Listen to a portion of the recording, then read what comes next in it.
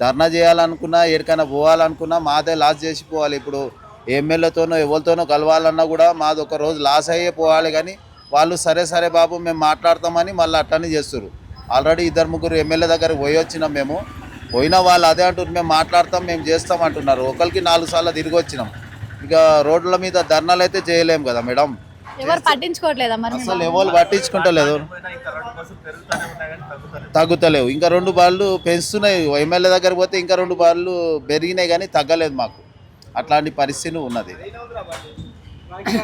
ధర్నా చేయాలనుకున్నా ఎక్కడికైనా పోవాలనుకున్నా మాదే లాస్ చేసి పోవాలి. ఇప్పుడు ఎమ్మెల్యేతోనో ఎవరితోనో కలవాలన్నా కూడా మాది ఒక రోజు లాస్ అయ్యే పోవాలి. కానీ వాళ్ళు సరే సరే బాబు మేము మాట్లాడతామని మళ్ళీ అట్టనే చేస్తారు. ఆల్రెడీ ఇద్దరు ముగ్గురు ఎమ్మెల్యే దగ్గరికి పోయి వచ్చినాం. మేము పోయినా వాళ్ళు అదే అంటున్నారు, మేము మాట్లాడతాం మేము చేస్తాం అంటున్నారు. ఒకరికి 4 సార్లు తిరిగి వచ్చినాం.